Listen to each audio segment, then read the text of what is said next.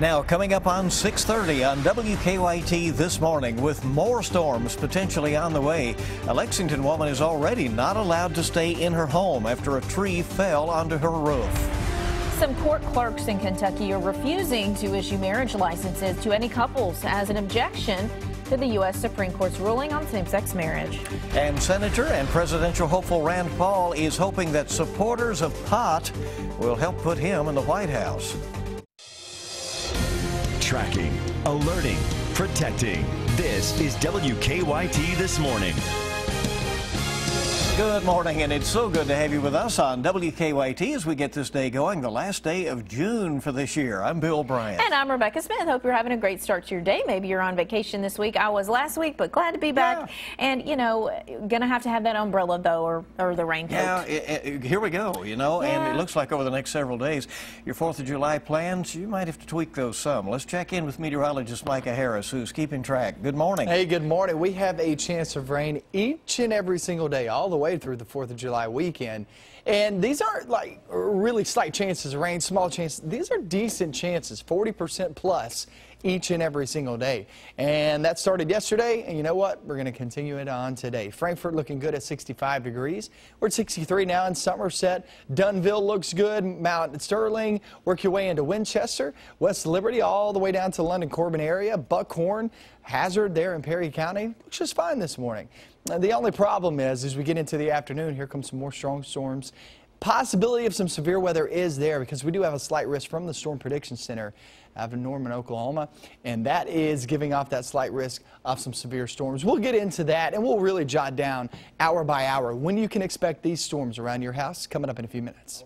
Watch, we thank you. And as Mike mentioned, we could see some storms tonight. That's bad news for a lot of folks in central Kentucky. Yeah, because several people are already cleaning up from last night's storms, including one Lexington woman who had a tree to fall right on her home. Let's go out to WKYT's Hillary Thornton live in Lexington, and she is right there where you can see the damage. Hillary, good morning. Good morning. That's right. There were several reports out of Jessamine County, and then as you mentioned, right here in Lexington where we are on Rocky Hill Terrace, you can see the home behind me where that large tree is now on top of the house, forcing the woman who lives here to find somewhere else to stay while they clean up and repair the home.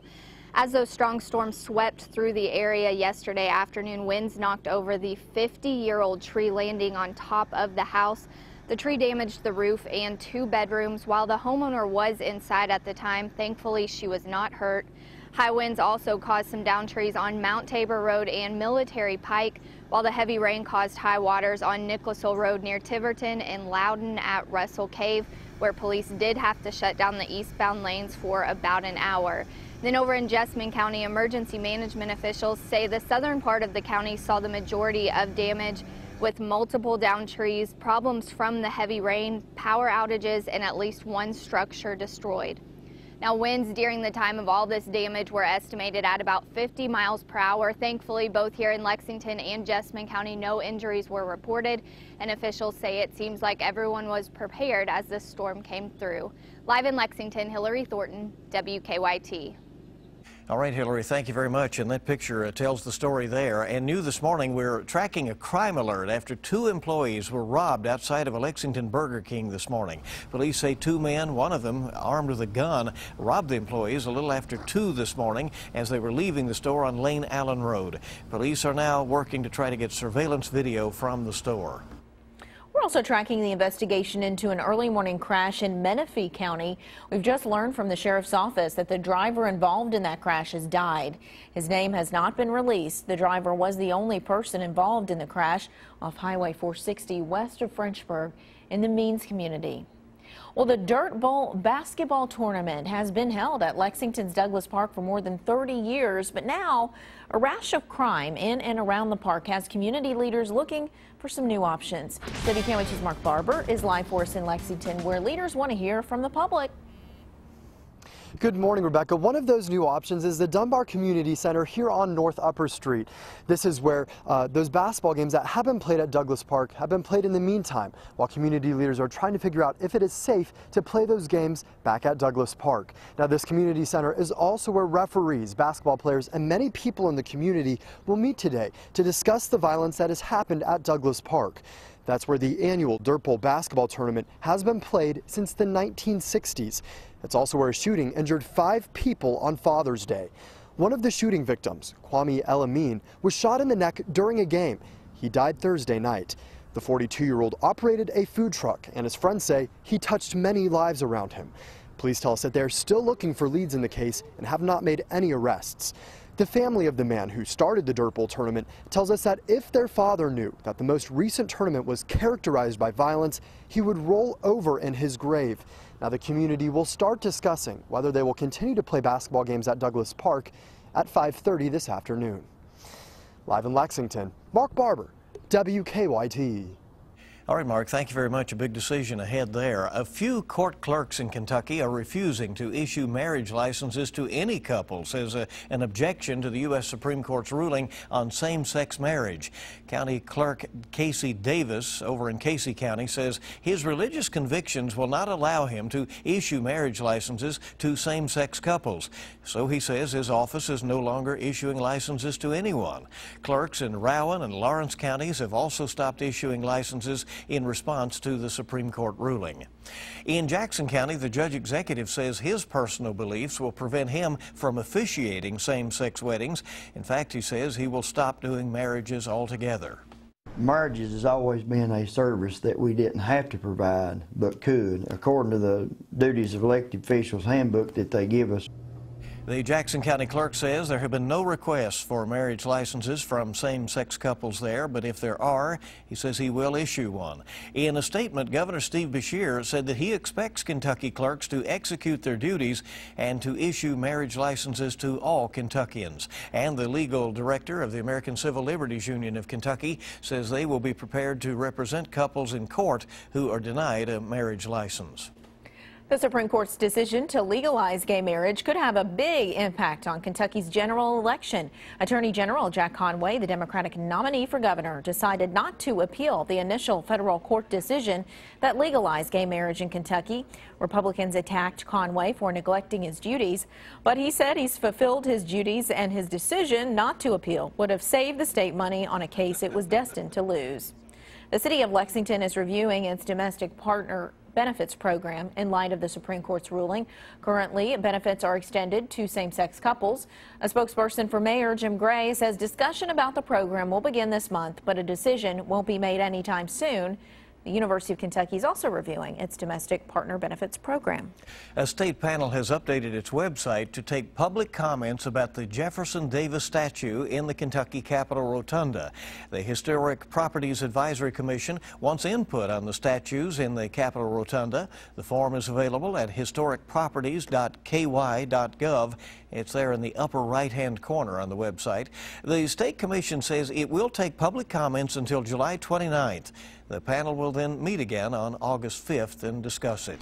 Republican presidential hopeful Rand Paul is holding a groundbreaking fundraiser in Denver this afternoon. The Kentucky Republican senator is holding a fundraiser at the Cannabis Business Summit, becoming the first major party presidential candidate to publicly court donations from the pot industry. Paul has joined Democrats in the Senate to sponsor a bill to end the federal prohibition of marijuana for medical reasons. The senator also backs a federal drug sentencing overhaul. Well, a former officer at a Lexington prison says the community is being lied to about inmate escapes. A WKYT investigation looked into prison data from the past 5 years from Blackburn Correctional Complex. During that time, an average of 5 inmates escaped each year. There have already been 5 escapes this year. A veteran employee with the prison tells us he thinks the escapes are tied to the warden's decision in 2013 to push the inmate head count back from 8 to 9 p.m. 12 of the 18 escapes since then were reported after 8 o'clock at night. Impossible. Impossible. There's no way that could happen. That's when they discover them missing. And that's what they're not telling the public. Just wanted to give them an extra, especially this time of year when it doesn't start getting dark until around 9 p.m. The prison warden says he does not think adding another inmate count before 9 or putting up fences is necessary because it's a minimum security prison. But the officer who worked there for more than 5 years says it's too easy for inmates to walk away. There's been another bear sighting, this time in Perry County. The bear was spotted on Old 80 near Combs Bridge. The woman who took these photos says she saw the bear 2 weeks ago, but her neighbors have spotted it since then. That's a big bear. Fish and Wildlife says if you see one of these, try to figure out that food source may be attracting the animal and try to get rid of it. It is illegal to feed bears in Kentucky. Illegal. I mean, we see a lot of these bear pictures, but that one definitely is pretty big there, prowling around. Yeah, it really is amazing to see those bears, especially when they're so large like that. But, you know, obviously it's not a good thing to feed them. So more and more of those sightings. Time this morning just now hitting 6:40. Let's check traffic right now and see what is happening on the roads. Here's Officer Don with a check on live drive traffic. Good morning, Don. Hey, good morning. Turns out that's a stalled car on Leestown Road just past Forbes, not a wreck. So may see a lane blocked, but should be cleared before too long inbound Leestown. Circle itself still looks good this morning, and keeping a close eye on the circle. Let's get a look outside right now, and we'll show you what to expect as you plan to head out the door with a live look at Broadway and High Street, where traffic's steady inbound, really both directions there, in decent shape. On our Waze map, live drivers on the way in reporting no problems on Clays Mill even through the construction zone approaching the circle. Traffic is pretty light. On Harrodsburg Road, no issues just yet. And over on the north side, at Russell Cave in the circle, that whole intersection should be one cycle to clear. Now back to you in the studio. All right, a good ride in this morning. Thank you very much, Don. Predictions of a heavy travel for the 4th of July holiday, so some folks will probably be scatting on out, you know, midweek or so. Maybe getting on out of town, right, to enjoy your holiday weekend. Well, it's a rotten way to be named a champion. Details on a tournament that you wouldn't want to be downwind of. And we are kind of downwind of these storms. The storms are to the north and northwest of us. They're tracking down toward the south and southeast. I'll show you when you can expect those, how that will affect your plans later on today, coming up next.